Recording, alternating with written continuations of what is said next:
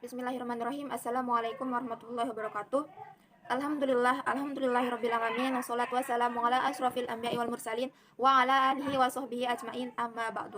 Baiklah, langsung saja pada pertemuan kali ini saya atas nama Nur Hidayati yang perwakilan dari kelompok 6 akan mempresentasikan hasil review jurnal tentang lobster. Nah, kita lanjut ke jurnal yang pertama. Jurnal yang pertama ini berjudul Penambahan Suplemen Madu dalam Pakan guna meningkatkan pertumbuhan dan kelulus hidupan benih lobster air tawar Red Claw. Volume 2, nomor 2, halaman 151 sampai dengan 157. Jurnal ini terbit pada tahun 2010. Adapun tujuan dari penelitian ini adalah untuk mengetahui tingkat pertumbuhan kelulus hidupan benih lobster air tawar Red Claw yang dihasilkan tersebut. Metode yang digunakan adalah rancangan penelitian yang digunakan adalah rancangan acak lengkap atau RAL. Hasil dari penelitian ini menunjukkan bahwa penambahan madu dalam pakan benih lobster air tawar Red Claw memberikan pengaruh terhadap pertumbuhan berat, tetapi tidak berpengaruh terhadap pertumbuhan panjang. Penambahan madu dalam pakan benih lobster air tawar Red Claw tidak memberikan pengaruh terhadap tingkat kelulus hidupan. Dosis madu yang memberikan hasil terbaik terhadap pertumbuhan berat pada benih lobster air tawar Red Claw adalah 800 ml kilogram pakan. Lanjut ke jurnal yang kedua. Jurnal yang kedua ini berjudul Keanekaragaman dan Potensi Lobster di Pantai Pameng Peuk, Garut Selatan, Jawa Barat. Volume 35 nomor 1 halaman 10 sampai dengan 22. Tahun terbit tahun 2018. Adapun tujuan dari penelitian ini adalah untuk mengetahui keanekaragaman dan potensi lobster di Pantai Pameng Peuk, Garut Selatan, Jawa Barat. Metode yang digunakan adalah sampling dilakukan di daerah Pameng Peuk, Garut Selatan, Jawa Barat. Hasil dari penelitian ini menunjukkan bahwa berdasarkan dari hasil pengamatan yang telah dilakukan oleh peneliti bahwasanya di pantai Pameng Peuk ini yang ditemukan itu hanya 3 jenis yang dominan, yaitu ada Panulirus humarus dan Panulirus longipes dan Panulirus versicolor. Kita lanjut ke jurnal yang ketiga. Jurnal yang ketiga ini berjudul Pengaruh Konsentrasi Kapur terhadap Pertumbuhan Lobster Air Tawar. Volume 12 nomor 1 halaman 28 sampai dengan 34. Tahun terbit yakni tahun 2020. Adapun tujuan dari penelitian ini adalah untuk memperoleh informasi mengenai pengaruh konsentrasi kapur terhadap ketersediaan kalsium di dalam air serta terhadap pertumbuhan lobster air tawar. Sampel yang digunakan adalah lobster air tawar umur 3 minggu. Lalu yang digunakan sebagai pakan adalah cacing sutra, diberikan dalam 2 kali sehari secara ad libitum. Hasil dari penelitian ini menunjukkan konsentrasi kapur yang semakin tinggi menghasilkan ketersediaan kalsium dalam air semakin bertambah. Nah, konsentrasi kapur yang diberikan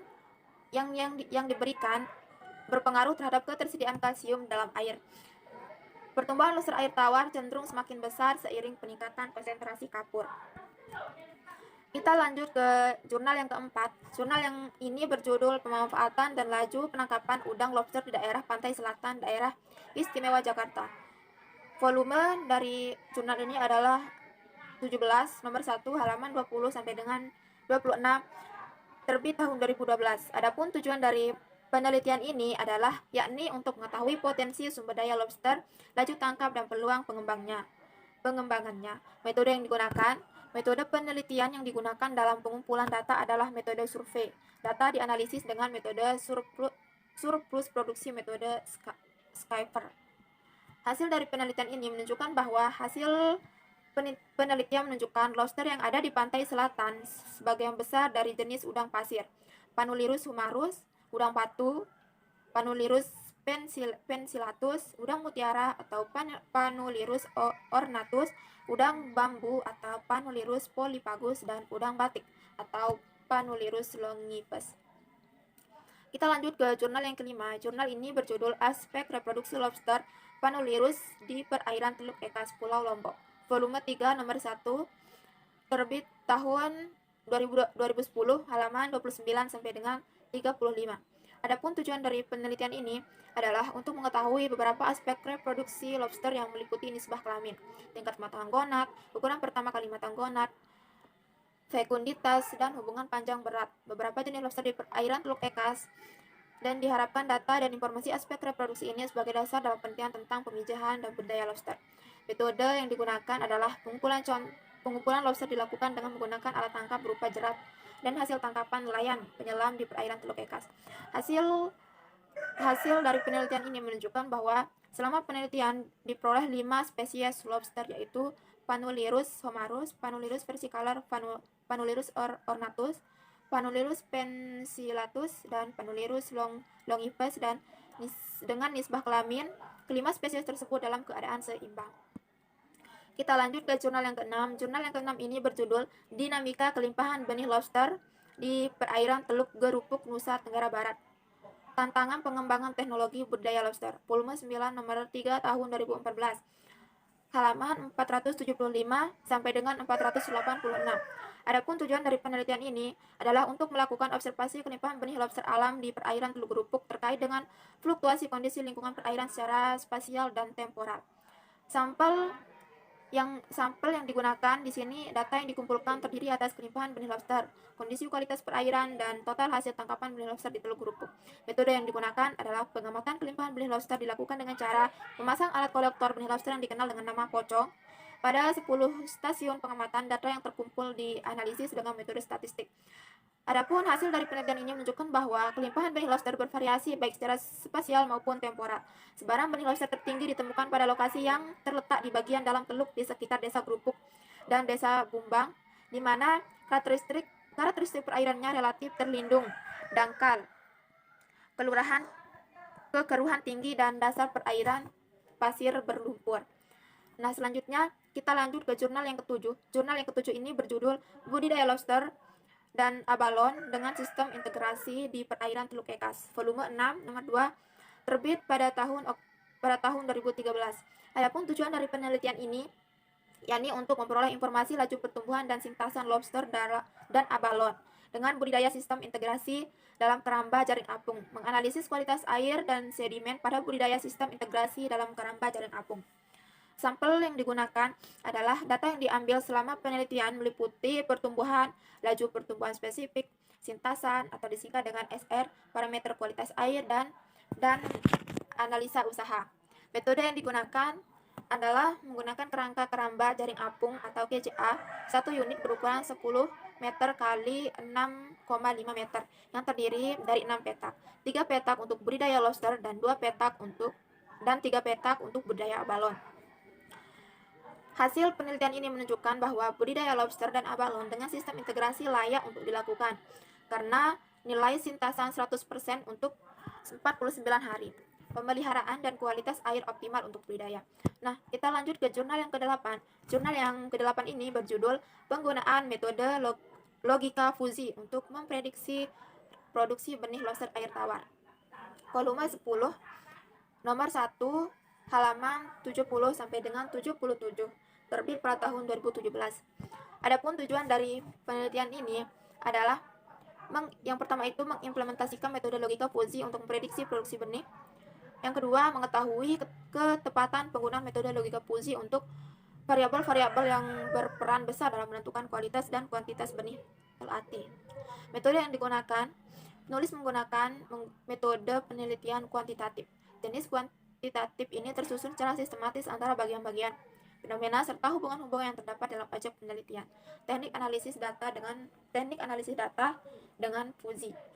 Lalu, hasil dari penelitian ini menunjukkan bahwa dibuktikan bahwa metode logika Fuzi dapat digunakan untuk memprediksi benih LAT atau lobster air tawar dengan nilai mean absolute percentage error yang diperoleh sebesar 2,89%.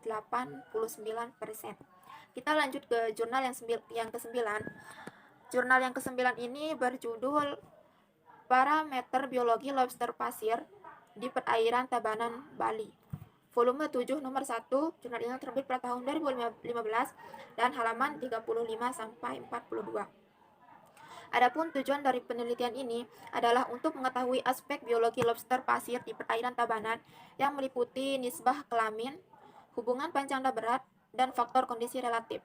Hasil yang diperoleh diharapkan dapat digunakan sebagai bahan masukan dalam pengelolaan perikanan lobster khususnya di perairan selatan Bali.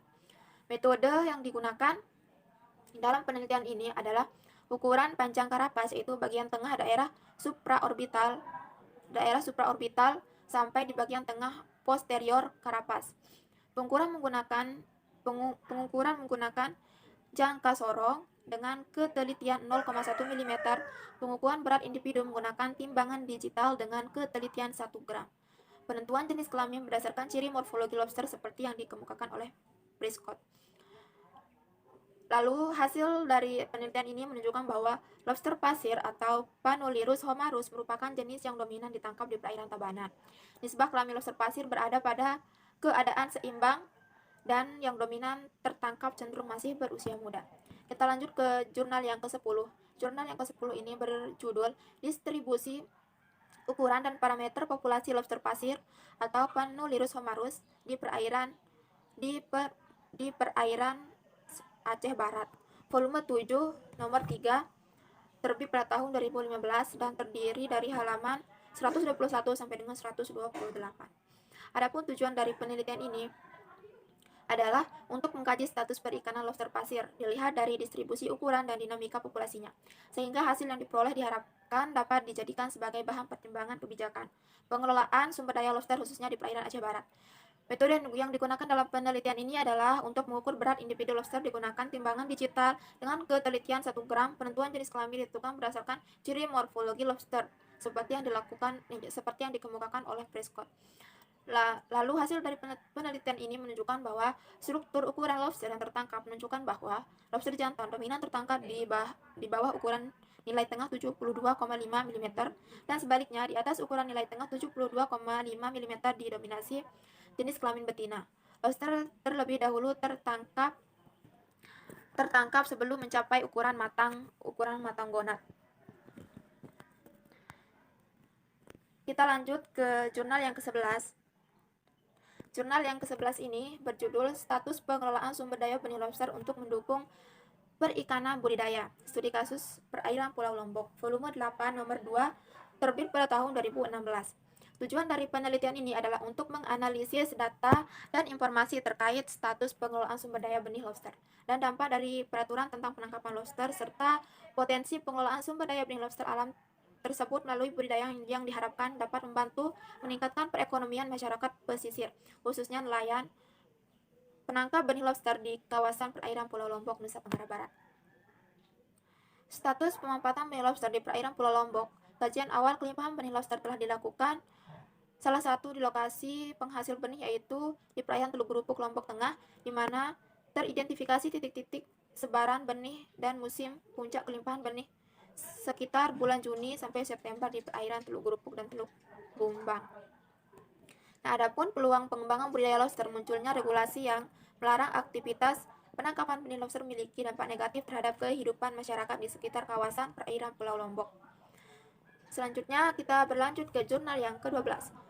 Jurnal yang ke-12 ini berjudul Population Genetic Structure of Spiny Lobster, Panulirus homarus and Panulirus ornatus in the Indian.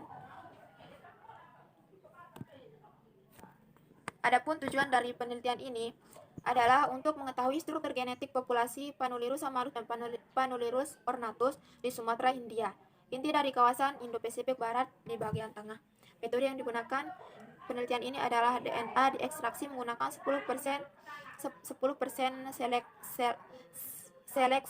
select resin, fragmen gen sitokrom oksidase 1 dari DNA mitokondria diamplifikasi menggunakan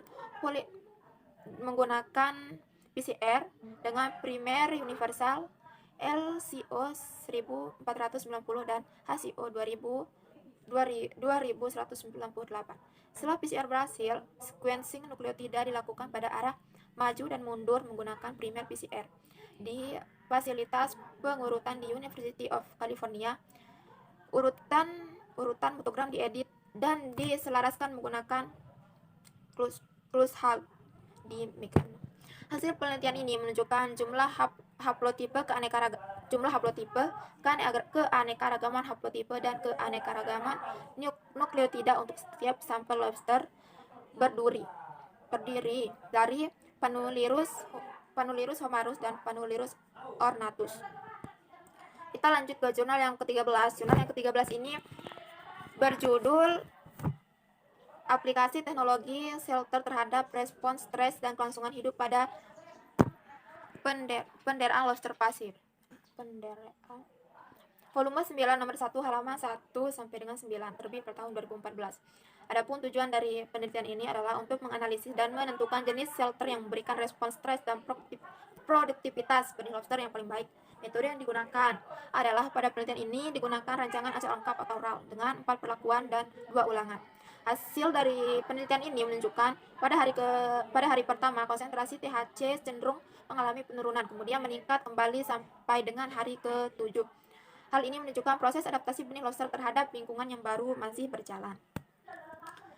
Selanjutnya, jurnal yang ke-14 ini, Jurnal ke-14 ini berjudul Aspek Reproduksi Lobster Panulirus sp di Perairan Teluk Ekas Pulau Lombok, volume 3 nomor 1 terbit pada tahun 2010. Adapun tujuan dari penelitian ini adalah untuk mengetahui beberapa aspek reproduksi lobster yang meliputi nisbah kelamin, tingkat kematangan gonad, ukuran pertama kali matang gonad, fekunditas, dan hubungan panjang berat. Adapun metode yang digunakan adalah identifikasi spesies lobster dilakukan secara visual dengan melihat corak warna yang terdapat pada bagian segmen tubuh berdasarkan buku identifikasi Chan. Hasil dari penelitian ini menunjukkan bahwa berdasarkan analisis dengan metode Spearman Carver pada selang kepercayaan 95% diperoleh rata-rata pertama kali matang gonad lobster. Kita berlanjut ke jurnal yang terakhir. Jurnal yang terakhir ini berjudul Lobster Population Parameter in Bumbang Bay, Central Lombok, volume 11 nomor 2 terbit pada tahun 2019. Adapun tujuan dari penelitian ini adalah untuk melihat aspek biologi termasuk jenis lobster, hubungan panjang dan barat, dan jenis kelamin, serta potensi lestari dan tingkat pemanfaatan sumber daya lobster. Perpaduan antara informasi biologi dan dugaan potensi sumber daya lobster dapat digunakan untuk kegiatan penangkapan sumber daya yang optimal dan lestari.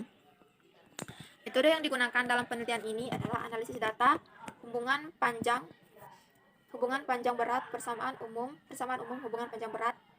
Lalu hasil dari penelitian ini menunjukkan bahwa hasil perhitungan logaritma persamaan hubungan panjang berat, persamaan regresi linier berdasarkan jenis kelamin, uji kesejaran dan berimpit garis linear berdasarkan jenis kelamin, uji T dan ukuran panjang karapus, uji F. Sekian, terima kasih. Sekurang-kurangnya saya mohon maaf. Wallahul muwaffiq ila aqwamit thoriq. Assalamualaikum warahmatullahi wabarakatuh.